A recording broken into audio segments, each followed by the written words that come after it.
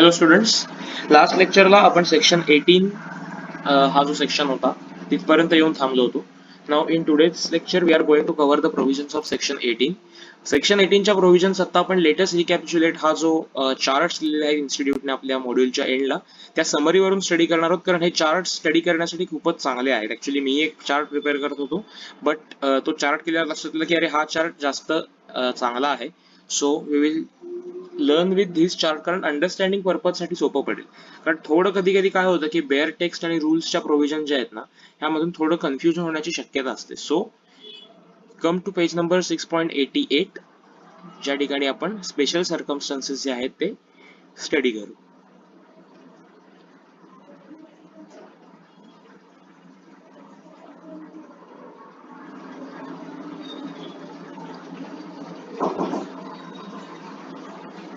Okay, so section 18(1)(a) मध्ये special circumstances for enabling availing of credit म्हणजे काय, तर आम्हाला इथे ह्या सर्कमस्टन्सेस मध्ये क्रेडिट कुठचं तरी एक्स्ट्रा मिळणार आहे. कसलं क्रेडिट मिळणार आहे ते आपण ह्या सेक्शन मध्ये बघणार आहोत. 4 सर्कमस्टन्सेस त्यांनी कव्हर केलेले आहेत. See first circumstances, registered person switching from composition levy to regular scheme of payment of taxes. So basically यात महत्वाची गोष्ट आहे की जो टॅक्सेबल पर्सन आहे तो ऑलरेडी रजिस्टर्ड होता, जीएसटी ऍक्ट मध्ये तो रजिस्टर्ड होता, आणि नुसता नाही तर कॉम्पोजिशन स्कीम किंवा नोटिफिकेशन 2/2019 च्या अंडर रजिस्टर्ड होता फॉर कॉम्पोजिशन टॅक्स. त्याच्यानंतर तो आता रेग्युलर स्कीम ऑप्टेन करतोय. सो आपण जेव्हा कॉम्पोजिशन स्कीमची व्हॅलिडिटी बघितली होती तेव्हा आपण ही गोष्ट बघितली होती की जर कॉम्पोजिशन लेव्हीची ज्या कंडिशन्स आहेत, जी क्वालिफिकेशन डिस्क्वालिफिकेशन सांगितली आहेत, जर ती आपण फॉलो करत नसलो किंवा त्यातली कुठच्याही कंडिशनचं आपण जर उल्लंघन केलं तर आपल्याला कॉम्पोजिशन स्कीम त्या दिवशीपासून सोडावी लागते. किंवा जर आपल्याला वाटतंय की ओके मला आता रेग्युलर स्कीम मध्ये टॅक्स पे करायचा आहे, तर व्हॉलंटरीली तुम्ही कॉम्पोजिशन स्कीम जी आहे ती ऑप्ट आउट करू शकता. सो कॉम्पोजिशन स्कीम मधून तुम्ही एक तर व्हॉलंटरीली ऑप्ट आउट करू शकता किंवा कॉम्पोजिशन स्कीम मधून तुम्ही एखादं डिस्क्वालिफिकेशन तुम्हाला येतं आहे म्हणून तुम्ही ऑप्ट आउट करू शकता. सो दोन्ही केसेस ज्या आहेत ते या ठिकाणी कव्हर केलेल्या आहेत. ओके, सो बेसिकली महत्वाची गोष्ट काय की एक पर्सन रजिस्टर्ड होता, तो कॉम्पोजिशन स्कीमचा बेनिफिट घेत होता आणि आता तो कॉम्पोजिशन स्कीम मधून स्विच करतोय रेग्युलर स्कीम. सेकंड सर्कमस्टन्स असा आहे की registered persons exempt supplies becoming taxable. म्हणजे मी एक रजिस्टर्ड पर्सन होतो आणि मी जो एक्झम्प्ट सप्लाय करत होतो त्याचं एक्झम्पशन नोटिफिकेशन गव्हर्नमेंटने विथड्रॉ केलं. म्हणजे आतापर्यंत त्याच्यावर मला आउटपुट टॅक्स लायबिलिटी काहीच येत नव्हती, पण आता मात्र गव्हर्नमेंटने सांगितलं की हा सप्लाय ह्याच्या पुढे एक्झम्प्ट नाहीये, हा सप्लाय ह्याच्या पुढे टॅक्सेबल आहे. सो आता मला तो सप्लाय जो आहे तो टॅक्सेबल करायला हवा. ओके, आता पहिल्यांदा आपण हे दोनच सर्कमस्टन्सेस बघूया आणि मग पुढचे त्याच कॅटेगरीतले दोन सर्कमस्टन्सेस आहेत त्याच्याकडे जाऊया. ठीक आहे, आता बेसिकली एक गोष्ट लक्षात घ्या की हे इनेबलिंग अवेलिंग ऑफ क्रेडिट म्हणजे ह्या सर्कमस्टन्सेस मधून तुम्हाला कुठेतरी इनपुट टॅक्स क्रेडिट जे आहे ते मिळतं आहे, अशा पद्धतीच्या ह्या घटना आहेत. काय आहे, पहिले तर आम्ही कॉम्पोजिशन स्कीम मधून स्विच करतोय रेग्युलर स्कीमला. आता मला एक सांगा की कॉम्पोजिशन स्कीम मध्ये असताना आपल्याला इनपुट टॅक्स क्रेडिट मिळत होतं का? कॉम्पोजिशन स्कीमची बेसिक कंडिशन ही होती की आपल्याला इनपुट टॅक्स क्रेडिट मिळणार नाही. कॉम्पोजिशन स्कीमची बेसिक कंडिशन काय होती की आपल्याला इनपुट टॅक्स क्रेडिट मिळणार नाही.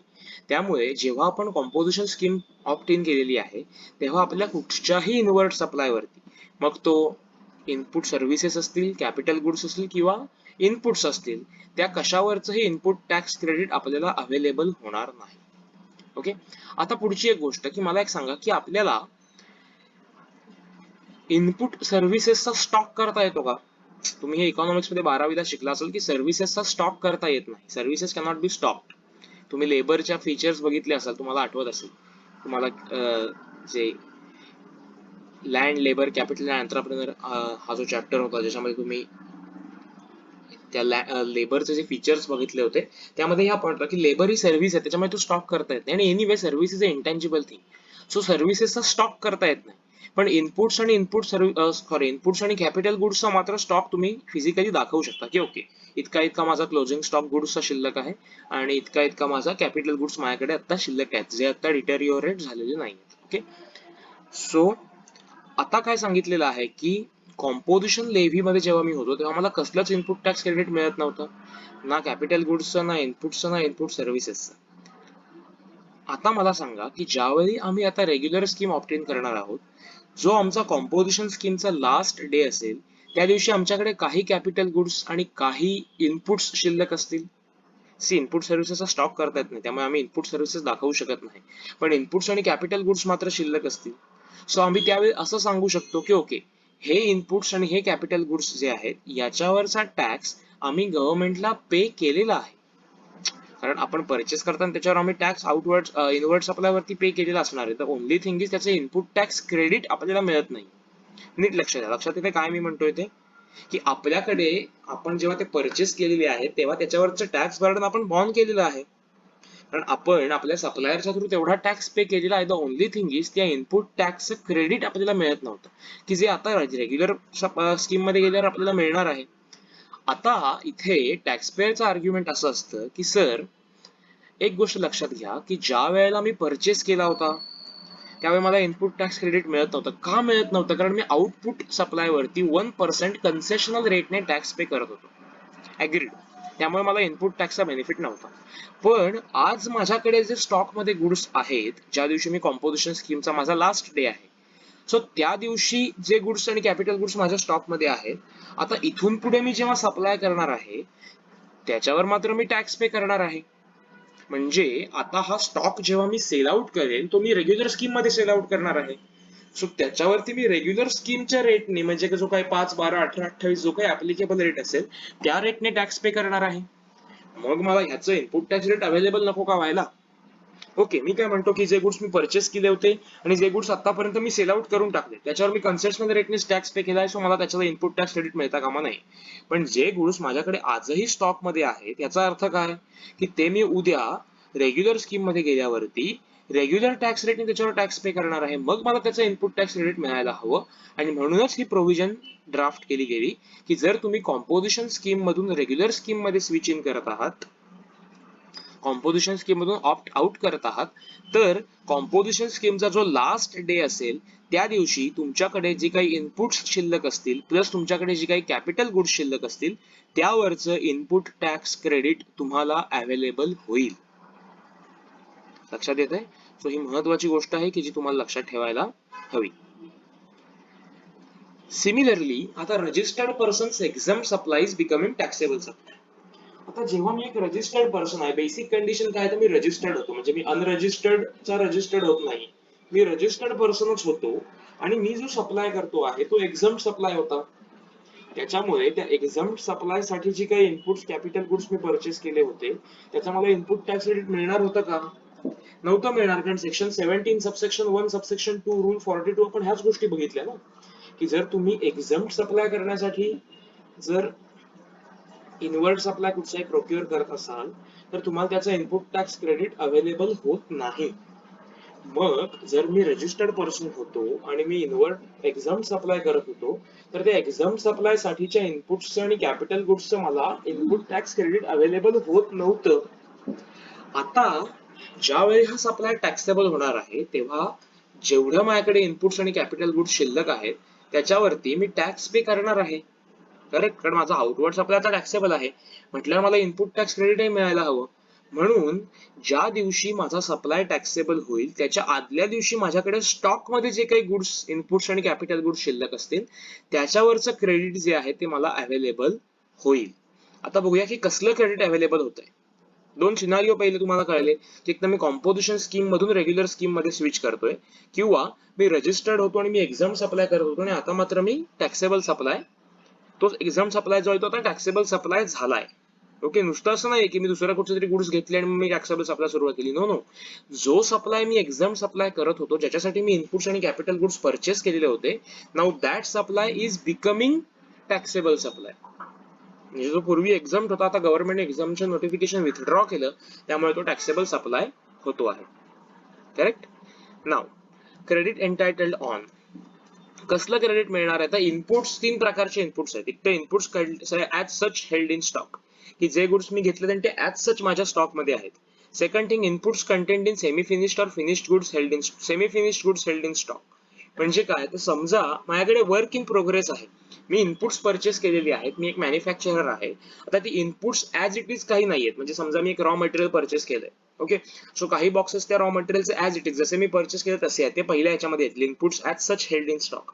सेकंडली काही बॉक्सेस मी ओपन केले आणि माझी काहीतरी मटेरियल फॉर्मिंगला सुरुवात केली, मॅन्युफॅक्चरिंग प्रोसेस सुरू झाली आणि ती WIP मध्ये आहे, वर्क इन प्रोसेस मध्ये आहे. आता ते इनपुट्स ऍज इट इज नाहीयेत, पण ते इनपुट्स त्या WIP चा पार्ट आहेत ना, म्हणजे ते अजून माझ्याकडून स्टॉक सेल आउट झालेले नाहीये, ते माझ्या स्टॉक मध्ये आहेत. जस्ट द थिंग इज त्याचा फॉर्म चेंज झालेला आहे, ते कुठेतरी WIP फॉर्म मध्ये आहेत. So inputs as such held in stock, second is input content in semi finished goods, म्हणजे इनपुट्स जे WIP मध्ये आहेत, and lastly inputs content in finished goods held in stock, ज्याच्यावरती प्रोसेस कम्प्लीट झालेला आहे आणि फायनल प्रॉडक्ट तयार झालेला आहे. त्या फायनल प्रॉडक्ट मध्येही ते इनपुट्स इन्क्लुडेड आहेत. सो इनपुट्स 3 प्रकारचे आहेत. एक तर inputs as such, content in semi finished goods आणि कंटेंट इन फिनिश्ड गुड्स. या तिन्ही वरचे इनपुट टॅक्स क्रेडिट जे आहे ते तुम्हाला अवेलेबल होणार आहे. ओके, सो इनपुट्स आणि कॅपिटल गुड्स वरचं क्रेडिट तुम्हाला मिळणार. आता कॅपिटल गुड्स कडे आपण येऊया. ओके, आता कॅपिटल गुड्स वरचं क्रेडिट तुम्हाला कसं देतील? सी, जीएसटी मध्ये कॅपिटल गुड्सचं लाईफ जे आहे ते 5 वर्षांचं सांगितलेलं आहे, 5 इयर्स. सो तुम्हाला काय करायचंय की तुम्हाला इनपुट टॅक्स क्रेडिट जे होतं कॅपिटल गुड्सच्या परचेस वरचं, ते तुम्हाला डेप्रिशिएट, जसं तुम्ही डेप्रिसिएशन कॅल्क्युलेट करता तसं तुम्हाला ते डेप्रिशिएट करायचं आहे.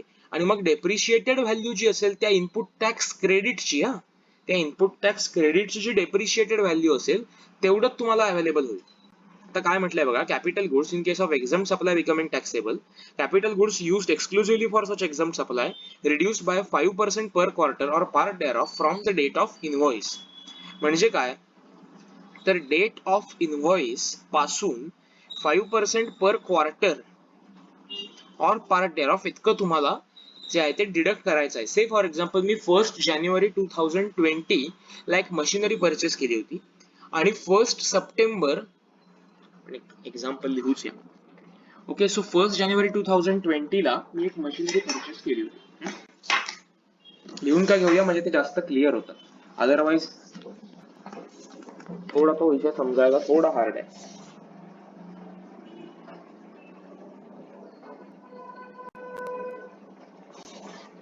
ओके,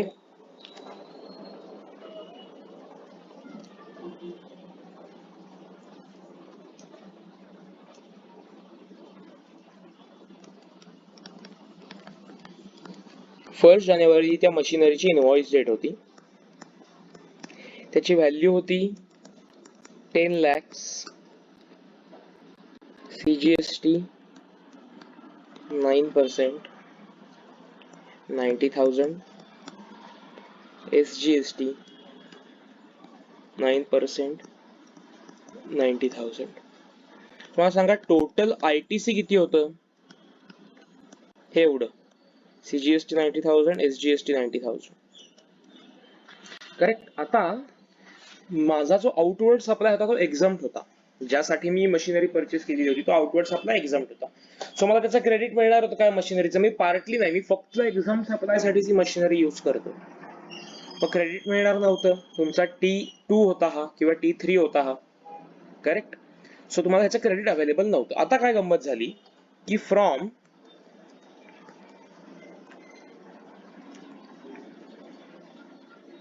1 ऑक्टोबर 2020 सप्लाय जो आहे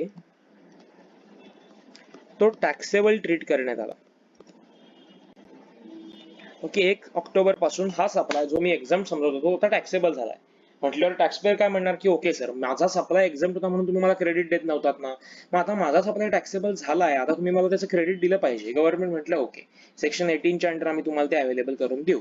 तुम्हाला काय करायला पाहिजे, कॅपिटल गुड्स तुम्ही आतापर्यंत वापरलेत, पण 1 जानेवारी पासून 1 ऑक्टोबर पर्यंत म्हणजे 1 जानेवारी टू 30 सप्टेंबर तुम्ही ही मशिनरी जी होती ती वापरलेली आहे. सो त्यातून तुम्ही काहीतरी एक्झाम सप्लाय केलाय. मग टॅक्सपेयर म्हटलं की ओके, मग आम्ही आता कॅल्क्युलेट कसं करणार, किती क्रेडिट मिळायला पाहिजे. गव्हर्नमेंट म्हटलं ओके ठीक आहे, आम्ही तुम्हाला एक मेकॅनिझम सांगतो, एक फॉर्म्युला देतो, त्याप्रमाणे तुम्ही तुमचं क्रेडिट कॅल्क्युलेट करा. So now what formula they have given, that reduce your input tax credit for 5% points per quarter. आता मला सांगा, क्वार्टरची डेफिनेशन जीएसटी ऍक्ट मध्ये दिलेली आहे. जॅन टू मार्च हा 1st क्वार्टर आहे, एप्रिल टू जून हा 2nd क्वार्टर आहे, जुलै टू सप्टेंबर हा 3rd क्वार्टर आहे. ओके, 3 क्वार्टरसाठी 5% पर क्वार्टर असं कॅल्क्युलेशन करून आम्ही या 90,000 मायनस 15% आणि 90,000 एसजीएसटीचं मायनस 15% असं कॅल्क्युलेट करून जे आयटीसी येईल तेवढं आम्हाला अवेलेबल होईल. म्हणजे 15% आयटीसी जे आहे ते आमचं लॅप्स होऊन जाईल.